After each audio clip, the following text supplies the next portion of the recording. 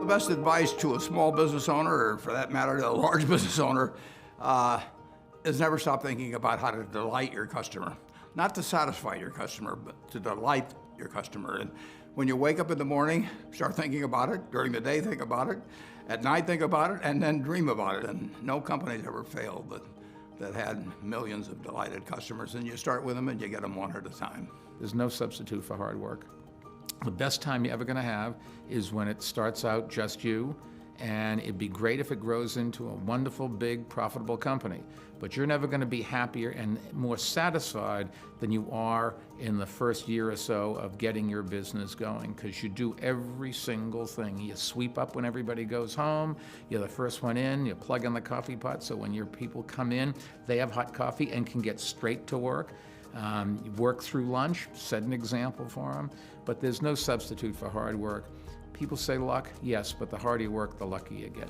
My advice to a small business owner or any entrepreneur would be not to be discouraged if the business you end up with is not the one you started out to pursue, because so often you encounter difficulties, you encounter failures, and the important piece is to learn from each of those very quickly and to pivot and to move on to the idea that works. Of course, you have to be close to your products, close to your customers, and think about them.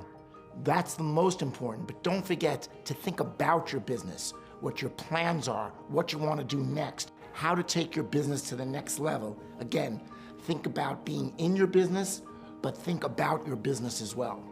My best advice is to really work hard to clarify what your purpose is and be able to articulate that, be able to communicate it in a simple sentence. And the reason that's important is as you bring people into your company, I think the most important question you ask them is, why are you here?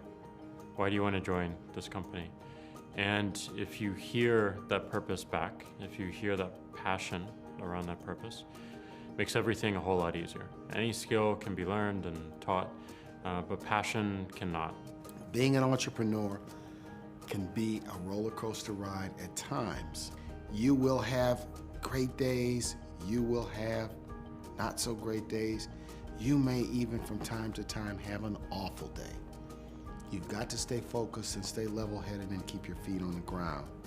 Companies that do well at some level, even though it may not be written down on a piece of paper, need to have kind of a clear strategy of why they're different, why they're adding value, why they're producing something special that customers need and that they're not getting now. So I think if there's a clear sense of strategy and you can get all the people aligned around that, then you get a lot more power than if you're just scrambling and working harder and harder and without that clear direction. So that's my one piece of advice.